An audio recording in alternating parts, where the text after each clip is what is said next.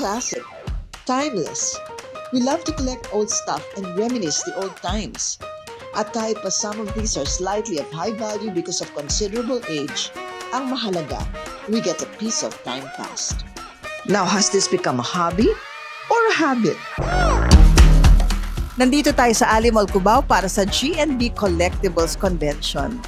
Ano ba itong event na ito? Don't worry, magtatanong tayo. Pero bago ang lahat, nakapag-subscribe na ba kayo? Kung hindi pa, please subscribe. Of course, like, share, and please don't skip the ads. Thank you. Friends, kasama natin ngayon si El Senior George A. Bonsay. Yes, how are you, sir? Fine, ma'am. Especially you. Panpunyo. Thank you, sir. Sir, ano po ba itong GNB Convention? Itong GNB stands for George and Bonsay Convention. Yes, Actually, itong convention po, ang tema po rito usually ay generic items. Nangunguna po mga coins, paper bills, banknotes, gano'n. Tapos noon, meron po kami mga Filipiniana items katulad ng mga record. Ito, kay Perla Dea.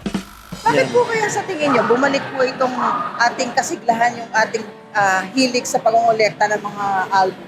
Na-aware po kasi ang tao ngayon ng mga kabataan kung ano ba ito, kung paano po ba yung turntable na sinasabi nila. Natutuwa sila ngayon na yung mga kabataan sabi ano ba yan? Yan pala ang mga disc nung araw. Opo.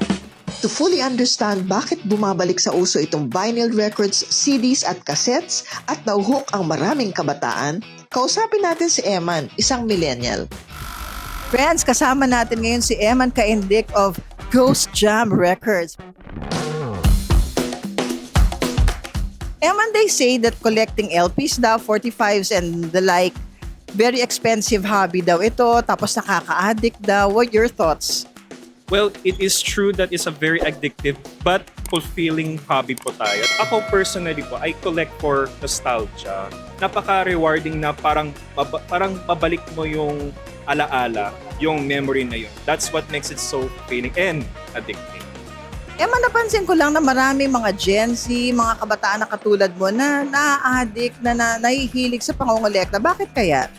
Siguro kasi because of the mainstream artists, because there are already mainstream artists such as Taylor Swift, Paramore, Maroon 5, na kumbaga they are trying to push people going collect and buy their physical copies as well. At tapos nandyan din yung mga colored vinyl, mga limited edition, tsaka yung mga ibang yung mga ibang collectibles. Isa pa yun sa mga kadagdagan na reasons why collecting is so fulfilling po talaga. With the advent of high technology inventions for music, bakit tila bumabalik pa rin ang mga tao sa luma? Ano ba itong sinasabi nilang analog? Friends, kasama natin si Sir Chito of Remnant Antique Store, thrift shop and antique store. Analog siya, hindi siya digital. So it's raw, kaya mas natural. Yan ang pagkakaiba ng digital and analog. Ang analog, it's raw. Ang digital, retokado. And that makes a big difference, Oh, yeah. sir? Oh yeah. I have in my hand cassette and CD.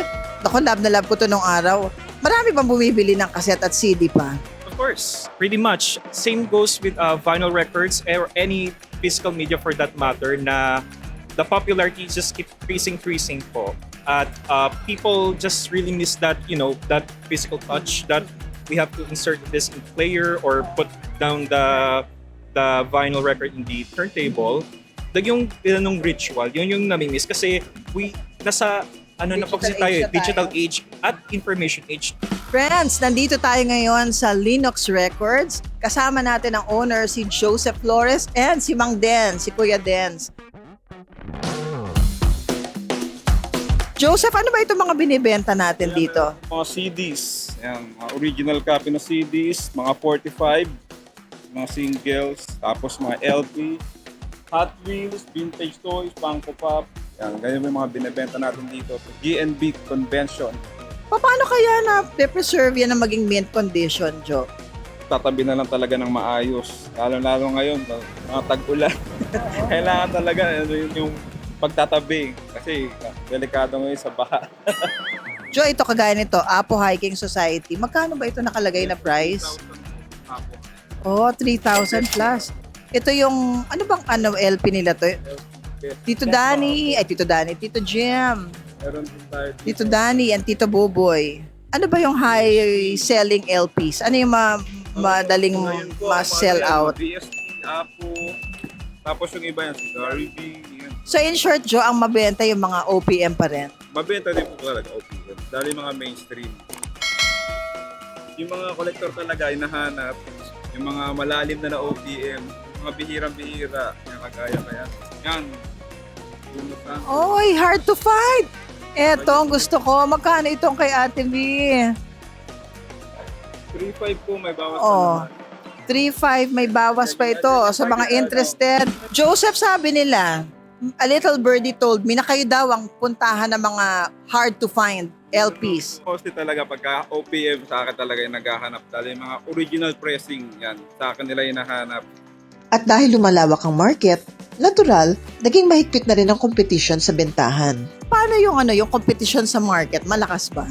There are now a lot of options compared to like 5 years ago, 6 years ago that now people have more options to buy. Not just local but also online as well. How stiff is the competition nowadays, Joseph? Sa ano talaga, kailangan, competitive kailangan makapagsabayan. Pero, siyempre, yung ngayon, labanan, hindi naman sa pababaan ng presyo. Siyempre, yung trust ng tao, makuha mo para talagang bibili sa'yo. Magkano po ba yung starting investment, startup or starting investment if I would like to invest as a newbie collector? Ang first na investment man nyo, kung kunwari magpo-focus po kayo kagad sa mga plaka, no? Mga ganito, 45 RPM.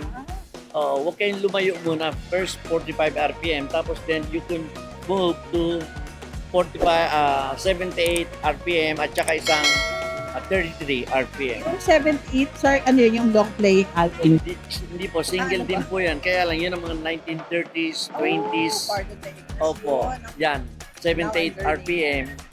Tapos bukod pa doon, meron pang isa pa. Opo, yung 33 RPM. Long playing po Yun yun. yung long play. So many music. Magkano po ba mag-invest sa turntable na maganda? Turntable, no? Yung talagang tunay na turntable, gagastos po kayo dyan ng mga 5.5, 7.5, ganun po. With brand also, 10 karamihan, mga brand. Sansui, ganun. Kenwood. Sa panahon ngayon na maraming scammers, paano naman silang maiiwasan? Ngayon, alam naman natin, pag sumisikat ang isang industriya, dyan pumapasok yung mga scammers. Paano ngayon tayo makakaiwas bilang mga nangongolekta, mga nabibili ng mga legit na mga LPs and whatnot? Paano tayo iiwas sa mga scammers? Siguro po kailangan pa-legit check nila muna yung mga nagbebenta.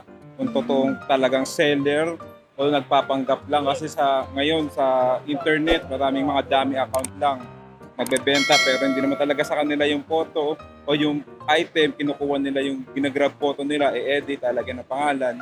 Kailangan magtanong din muna nila sa totoong nagbebenta.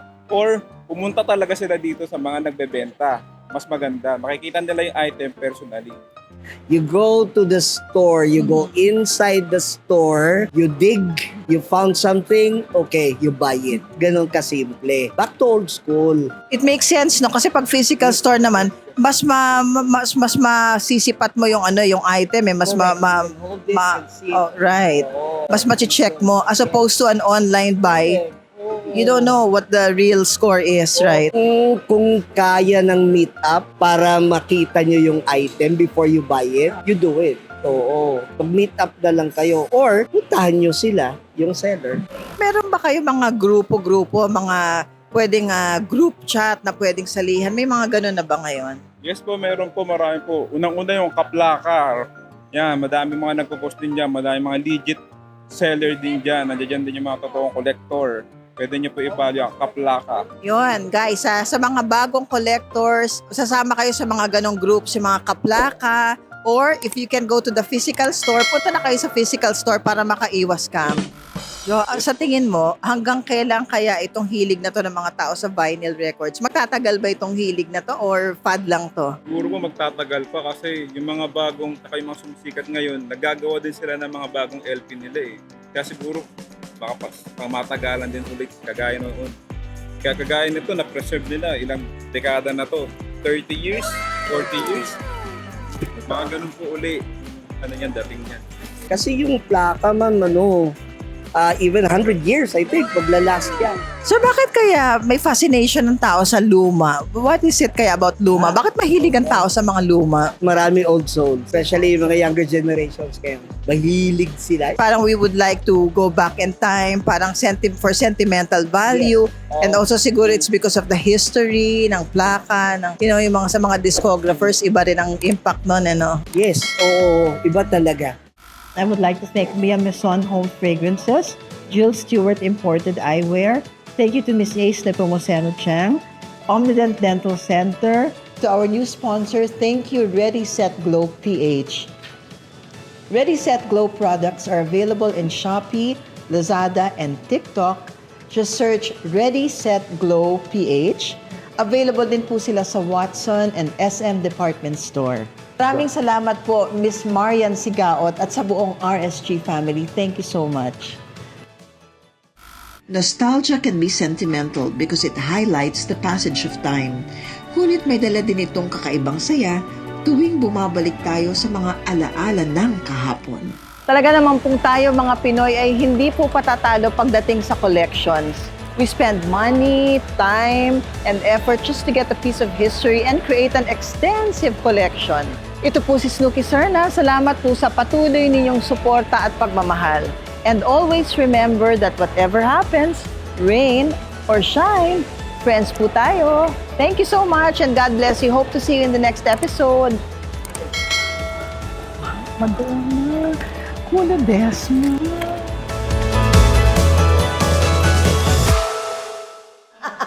Okay yan. Sa editing na lang.